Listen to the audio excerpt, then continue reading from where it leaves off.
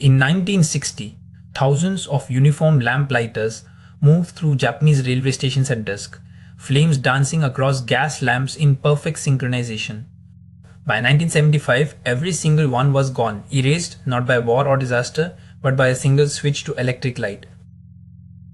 In 1960, a lamplighter could walk through a Japanese railway station at dusk and know exactly who he was. His uniform, dark wool, brass buttons, a cap with insignia marked him as essential. The Japanese National Railways employed approximately 2,847 lamplighters across the nation's 1,962 stations, according to personnel records held at the Japan Railways Museum in Omiya. Each man carried a long brass pole with a flame-lit torch, climbing iron step ladders to ignite gas lamps in precise sequences. Platform lamps burned from 5 p.m.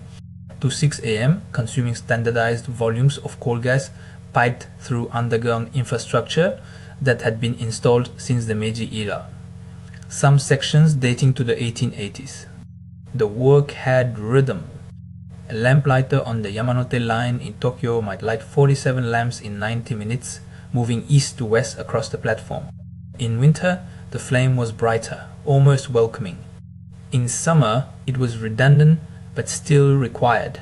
Protocol was protocol. Station masters knew these men by name. Passengers barely noticed them, but they relied on them absolutely. Without the lamps, platform edges disappeared into shadow. Trains arrived unseen until the last moment. Accidents happened. The lamplighters prevented them.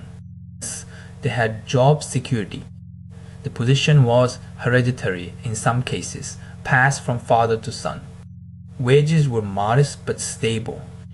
There were pensions, union representation through the National Railway Workers' Union, and a clear hierarchy. Senior lamplighters supervised newer ones. It was not glamorous work, but it was dignified. It was needed. No one in 1960 imagined that within 15 years, every lamp would burn without a human hand touching it, and every lamplighter would vanish from the record as if they had never existed at all. But something unusual happened in 1962, something that nobody expected. The Japanese National Railways didn't plan to eliminate an entire profession. They planned to modernize. In 1960, JNR carried 1.2 billion passengers annually across 20,000 kilometers of track. The infrastructure was aging. Gas lamps still burn on 320 platforms in Tokyo, Osaka, and regional stations, each one requiring a lamplighter at dusk and dawn. The work was simple, repetitive, essential. Nobody thought it would disappear, but the pressure was building. Japan's economic miracle demanded efficiency. Electricity was cheaper than salaries. In 1962, the first major decision came quietly, not as a mandate but as a pilot program. Kyo Railway, a private line serving Tokyo's western suburbs, began installing electric platform lighting on 3 stations. No press release, no warning to the lamplighters themselves. They simply showed up one morning to find their lamps gone. Within months, other railways noticed. The technology worked, the costs dropped. By 1963, electric platforms were standard on all new JNR construction. The older stations still used gas, but now they existed on borrowed time. A lamplighter named Tanaka Yoshiro, who had worked the Shinjuku station platform for 17 years, later recalled that 1964 felt different. Fewer supervisors asked about his shift. Fewer apprentices were hired. The profession has stopped recruiting, though no official announcement was ever made. This was the pattern that would repeat across Japan. Not the sudden purge, but the slow administrative suffocation. By 1965, JNR had begun removing gas infrastructure from stations in smaller cities, not replacing the lamplighters, but simply abandoning the lamps themselves. Workers arrived to find their equipment dismantled overnight. Some transferred to other duties. Most simply disappeared from the records. But there's one detail that the railways never fully explained, something discovered in a 1967 internal memo that surfaced decades later, and it suggests the Lamplighters knew something was coming before anyone officially told them. The 1967 memo changed everything, and nobody noticed until it was too late. By that year, Japan's national railways had already begun installing electric lighting at major stations in Tokyo, Osaka, and Kyoto. The Lamplighters saw it coming. In March 1968, an interim directive from the Railway Bureau ordered the systematic phase-out of all gas lamp positions. No public announcement, no farewell ceremonies.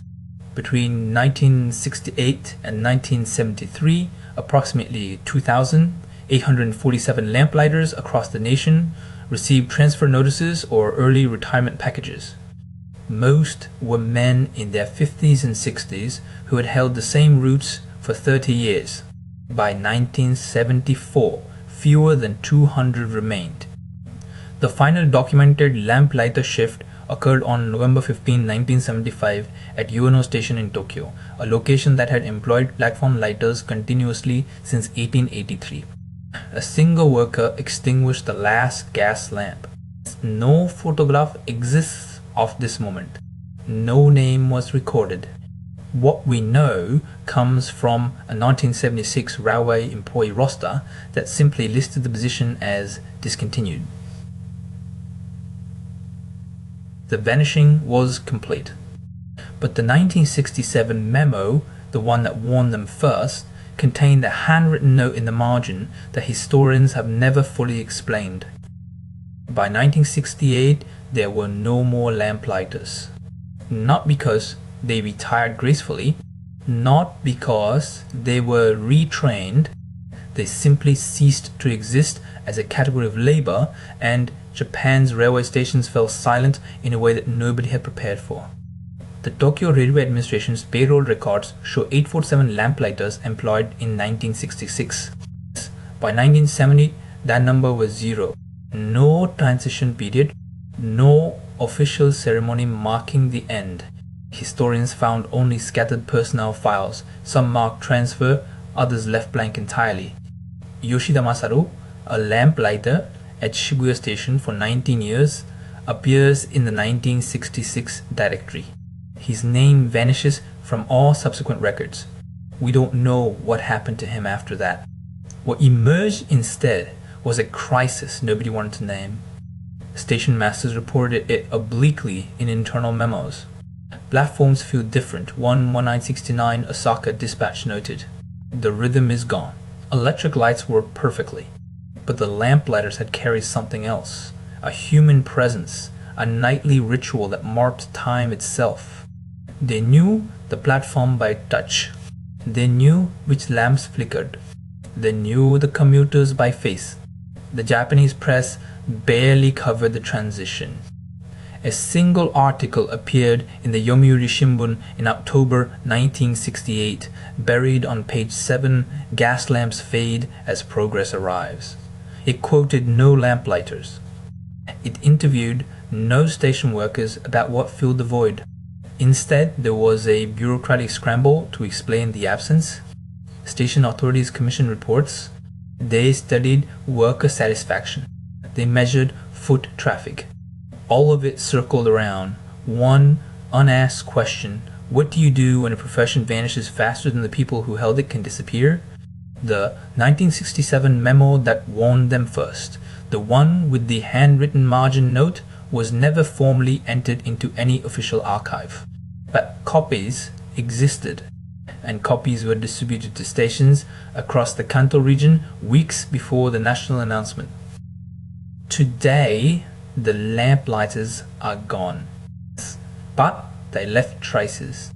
In 2019, a researcher named Kenji Yamamoto discovered 47 photographs in the Chiba Prefectural Library, unlabeled negatives dated 1964 to 1968, They showed men in the distinctive grey uniforms, their brass lighters catching afternoon light on platforms at Chiba Station, Narita Station, and Funabashi Station. The photos were donated anonymously in 1983. No one had catalogued them for 36 years. Yamamoto's team also located 3 surviving Lamplighters. Hiroshi Tanaka, who worked at Tokyo Station from 1955 to 1972, confirmed the margin note story in a recorded interview. He said the 1967 memo created panic. Some men began looking for other work immediately. Others refused to believe it. "We thought it was a test," Tanaka said. A mistake. He was 51 when the lights switched off for good in 1975. He retrained as a station cleaner. He died in 2008. The second and third survivors declined to be named. They're in their 90s now. The Japanese National Railway Archives at the Transportation Museum in Tokyo hold the official 1975 Automation Directive, but the 1967 warning memo, the one with the handwritten note, still hasn't surfaced in any public collection. Copies circulated. Station masters kept them, but where they went after retirement remains unknown. Train schedules were preserved. Ticket stubs survive. But the document that first told these men their profession was ending, the one that forced a choice between staying and leaving, that paper seems to have been deliberately forgotten by the institutions that created it. Unless it wasn't forgotten at all. A profession that had defined the rhythm of evening for over a century vanished in less than a generation. Another file is already open, the switchboard operators whose voices connected an entire nation, silenced by the dial tone. If forgotten histories fascinate you, subscribe to the archive.